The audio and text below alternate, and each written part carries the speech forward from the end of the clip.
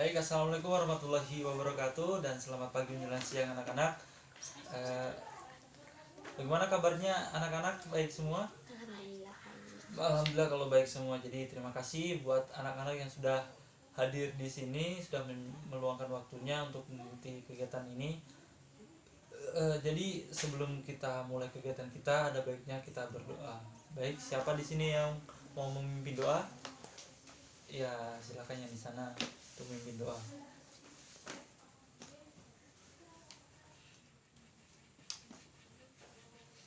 Baik, karena kita sudah selesai membaca doa, eh, jadi Bapak perkenalkan, nama Bapak Agung Rahmadi, Bapak dari Program Studi Bimbingan dan Konseling.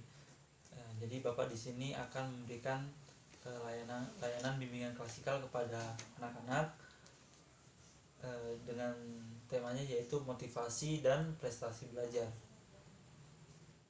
Tujuan dari kegiatan ini yaitu agar adik-adik peserta didik memahami motivasi belajar itu seperti apa. Jadi bagaimana, apakah adik-adik sudah siap untuk mengikuti kegiatan ini? Oke, kalau adik-adik sudah siap, kita lanjutkan. Bapak akan menjelaskan sedikit menjelaskan mengenai motivasi dan prestasi belajar. Jadi yang pertama yaitu pengertian motivasi. Jadi motivasi ini hal yang tidak lumrah, yang sudah lumrah dalam pendidikan. Teman-teman ketika belajar, teman-teman belajar melakukan sesuatu pasti perlu yang namanya motivasi, sehingga hasil yang teman-teman dapatkan itu akan maksimal. Jadi yang pertama Bapak jelaskan mengenai motivasi. Jadi apa itu motivasi? Jadi Bapak jelaskan mengenai istilah. Jadi motivasi ini berasal dari bahasa dari kata motif yang diartikan sebagai daya atau penggerak yang telah menjadi aktif dalam melakukan kegiatan. Motivasi sangat diperlukan. Jadi motivasi adalah keadaan dari seorang yang mendorongnya untuk melakukan kegiatan yang mencapai tujuan. Jadi dorongan yang kuat dalam dirinya atau dalam diri seorang ini dalam melakukan kegiatan akan membuat dirinya berusaha untuk mencapai tujuan yang diharapkan. Baik, kita akan masuk ke pembahasan. Jadi yang kita bahas adalah mengenai motivasi dan prestasi belajar. Di sini kita bahas dulu mengenai motivasi belajar. Di sini anak-anak ada yang tahu mengenai apa itu motivasi belajar? Ya baik, silakan Nak Zawa. Jadi betul sekali apa tadi yang Nak Zawa sampaikan. Baik, Bapak jelaskan sedikit. Jadi motivasi itu berasal dari bahasa motif yang diartikan sebagai daya penggerak yang telah menjadi aktif. Jadi dalam melakukan kegiatan itu motivasi sangat diperlukan.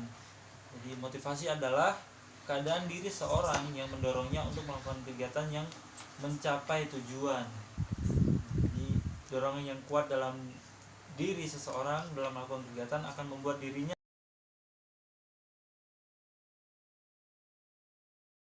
Ya, selanjutnya mengenai ciri motivasi. Ada yang tahu ciri motivasi? Baik, Bapak jelaskan ciri motivasi.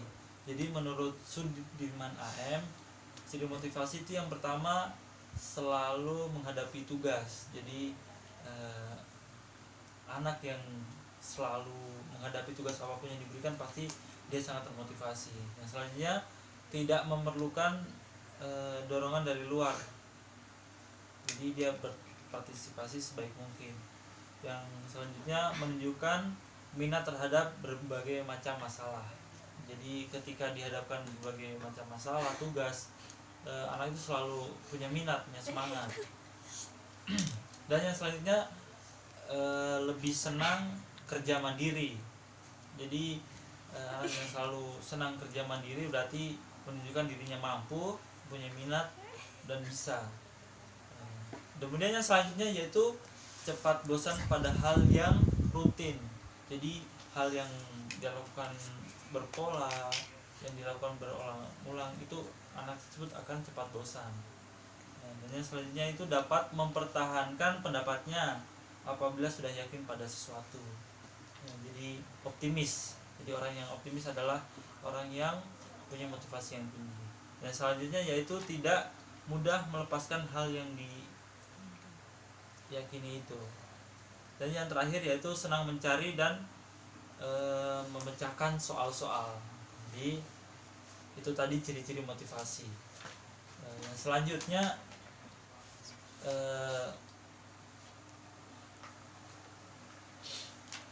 apabila anak-anak memiliki ciri-ciri yang tadi beberapa yang Bapak sebutkan, berarti dia memiliki motivasi yang kuat. Yang selanjutnya yaitu fungsi motivasi. Jadi fungsi motivasi itu ada 3. Yang pertama yaitu motivasi mendorong untuk membuat atau bertindak. Yang selanjutnya motivasi menentukan arah perbuatan. Dan yang ketiga motivasi itu mengikuti perbuatan kita. Baik, yang selanjutnya yaitu mengenai faktor-faktor yang mempengaruhi motivasi. Jadi faktor yang mempengaruhi motivasi itu ada 2, yaitu faktor internal dan eksternal. Faktor yang dari dalam dan faktor dari luar. Kira-kira adik-adik di sini ada yang tahu faktor internal ataupun eksternal itu apa saja? Ya, baik, Bapak jelaskan. Jadi faktor intrinsik atau faktor dari dalam itu yang pertama yaitu perhatian. Ketika seorang atau anak perhatian terhadap suatu tugas atau pekerjaan, berarti dia memiliki motivasi yang dapat mempengaruhi motivasi anak tersebut. Yang kedua minat. Minat ini sangat jelas ketika adik-adik minat terhadap suatu pekerjaan, berarti dia mampu motivasi dia untuk melakukan pekerjaan tersebut. Dan yang ketiga yaitu kepercayaan diri. Kepercayaan diri ini sangat penting dimiliki tiap individu. Ketika percaya diri terhadap suatu hal, pasti akan maksimal melakukan sesuatu. Dan yang selanjutnya yaitu kepuasan. Jadi ini maksudnya adalah ketika dia orang yang tidak mudah puas, jadi selalu mencari hal baru dan hal baru. Dan yang selanjutnya faktor ekstrinsik, yaitu faktor yang ada dari luar. Faktor ini seperti metode mengajar. Metode mengajar ini ketika misalnya guru atau seorang yang mengajar anak-anak, adik-adik, metodenya ada metode yang baru sehingga semangat teman-teman untuk belajar. Dan yang kedua yaitu alat pembelajaran. Nah, di sini sangat penting ketika menggunakan media-media yang baru, pasti tidak jenuh dan pasti akan semangat untuk belajar. Oke, yang selanjutnya yaitu bagaimana upaya untuk membangkitkan motivasi belajar dalam kegiatan belajar. Yang pertama yaitu kompetensi atau persaingan. Jadi misalnya kan di kelas adik-adik diberikan ranking, ada yang ranking 1, 2, dan 3. Nah, disinilah teman-teman akan termotivasi untuk belajar sehingga untuk sama-sama menginginkan di ranking yang teratas. Dan yang kedua yaitu tujuan yang jelas. Ketika teman-teman punya tujuan yang jelas, pasti sudah jelas apa yang teman-teman akan lakukan dan pasti akan termotivasi untuk melakukannya. Kemudian minat yang besar. Ini juga faktor dari luar, faktor dari dalam yang mampu membangkitkan motivasi belajar teman-teman. Jadi untuk membangkitkan yang selanjutnya yaitu mengadakan penilaian atau tes. Jadi ketika dinilai, teman-teman adik-adik pasti akan berharap mendapatkan nilai yang paling sempurna. Jadi di situ dapat membangkitkan motivasi teman-teman untuk belajar. Dan yang terakhir yaitu kesempurnaan untuk sukses. Jadi pasti semua orang mengharapkan untuk menjadi yang sempurna, jadi pasti akan motivasi teman-teman untuk berbuat yang lebih baik. Yang selanjutnya yaitu Bapak akan menjelaskan mengenai prestasi belajar. Ada yang tahu di sini apa itu prestasi belajar? Ya, coba adik di sana jelaskan yang adik tahu. Baik, ada lagi? Oke, adik yang di sini. Oke, jadi betul sekali yang adik-adik tadi sampaikan. Bapak akan sampaikan lagi. Jadi prestasi belajar merupakan kemampuan hasil yang telah diraih seseorang dalam bentuk berpikir, merasa, dan menjalankan. Prestasi dikatakan baik apabila memenuhi 3 cakupan, yaitu yang pertama yaitu kognitif, afektif, dan psikomotor. Sedangkan dikatakan prestasi kurang memuaskan jika individu belum mampu menguasai target-target tersebut. Jadi pengertian tadi dapat dikatakan bahwa prestasi belajar berperan dalam kemampuan siswa terkait proses belajar mengajar. Jadi prestasi belajar dapat diketahui setelah dievaluasi. Hasil dari evaluasi ini dapat dilihat dari tinggi atau rendahnya prestasi belajar siswa. Nah, jadi yang selanjutnya prestasi belajar ini hal yang mendasar dari serangkaian proses belajar. Faktor yang sangat berpengaruh prestasi belajar ialah motivasi, keadaan fisik, kecerdasan, kemudian lingkungan sekolah, kemudian guru serta masyarakat, dan yang terakhir orang tua. Jadi sarana dan prasarana, kurikulum, dan lain-lain itu juga sangat mempengaruhi faktor yang sangat mempengaruhi prestasi belajar individu. Jadi selanjutnya faktor-faktor yang meningkatkan motivasi dalam prestasi belajar. Jadi menurut Ahmadi, faktor-faktor yang mempengaruhi prestasi belajar yang pertama yaitu faktor internal, faktor-faktor dari dalam. Yang pertama yaitu psikologi, seperti kecerdasan, kemauan, bakat, minat, sikap, dan perhatian. Dan yang kedua yaitu faktor eksternal atau faktor dari luar, seperti kondisi yang lelah, cacat fisik, kurang pendengaran, gangguan penglihatan, dan lain-lain. Dan yang kedua yaitu faktor eksternal, faktor yang timbul dari luar siswa. Di antaranya yang pertama itu lingkungan sekolah, yang meliputi, jadi di situ ada interaksi antar guru, teman sebaya, antar murid, cara penyajian bahan belajar, kurikulum, kondisi kelas, kemudian latar belakang kebudayaan, dan lain-lain. Dan yang selanjutnya yaitu lingkungan keluarga, meliputi yang pertama itu bagaimana cara mendidik anak, suasana keluarga, pengertian keluarga, kondisi sosial ekonomi, latar belakang kebudayaan, dan lain-lain. Dan yang terakhir yaitu lingkungan masyarakat, yang meliputi yang pertama media massa, teman-teman bergaul, kegiatan lain, cara hidup di lingkungan, dan sebagainya. Jadi adik-adik, prestasi belajar yang telah diraih oleh siswa dalam pembelajaran akan terlihat dalam bentuk nilai ketika diperoleh melalui tes ujian yang berkaitan dengan materi pelajaran yang telah dicapai atau dipelajarinya. Jadi dalam proses pendidikan, prestasi belajar penting untuk memberikan kesempatan pada siswa untuk mencapai sesuatu yang ingin dicapainya, apalagi zaman yang sudah semakin modern dan alat teknologi pun sudah semakin canggih, sehingga dapat membantu meningkatkan prestasi belajar siswa. Oke, karena materinya Bapak sudah selesai, kita simak dulu video yang berkaitan dengan materi yang Bapak jelaskan, yaitu mengenai motivasi dan prestasi belajar. Jadi adik-adik simak baik-baik video ini, jadi silakan menonton. Belajar merupakan suatu hal yang sangat penting bagi kehidupan manusia, sehingganya perlu adanya pendidikan untuk tempat mencari ilmu pengetahuan. Dalam pendidikan, belajar merupakan keseluruhan proses kegiatan inti, Belajar adalah proses orang yang mencoba untuk mendapatkan perubahan perilaku secara keseluruhan sebagai hasil dari pengalaman individu itu sendiri dalam interaksi dengan lingkungan. Namun, tidak dengan siswa yang satu ini.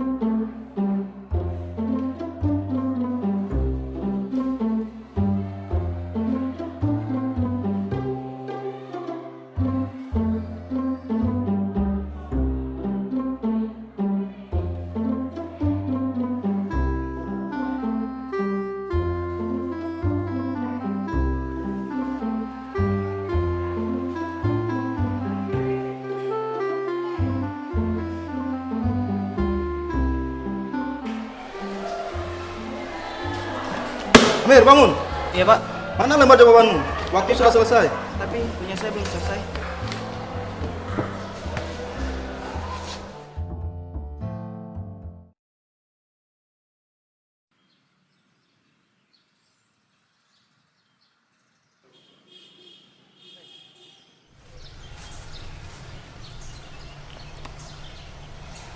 Kamu kenapa? Saat ulangan harian tadi, aku tidak bisa menjawabnya dengan benar.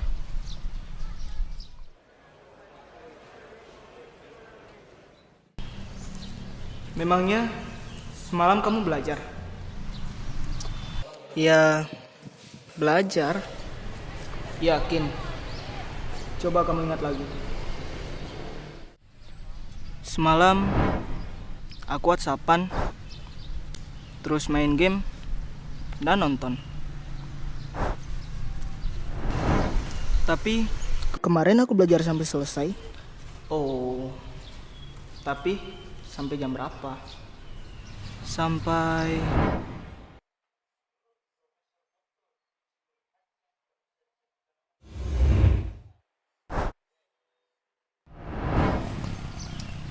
subuh. Iya ya. Harusnya aku Hal sekecil apapun itu janganlah dianggap remeh, termasuk dalam hal belajar. Karena sukses tidak akan diberikan begitu saja kepada orang yang malas. Sukses itu harus diperjuangkan. Memperjuangkannya dengan cara menciptakan kondisi belajar yang baik, mengatur waktu belajar dengan tepat, serta menyelesaikan segala tugas-tugas dan pekerjaan dengan cepat. Karena belajar memperluas wawasan tentang ilmu pengetahuan. Seperti yang dikatakan oleh Mahatma Gandhi, hiduplah seolah engkau mati besok, belajarlah seolah engkau hidup selamanya. Umur seseorang tak ada yang tahu, namun terus belajar adalah kewajiban. Karena sukses kamu, ya tergantung usahamu.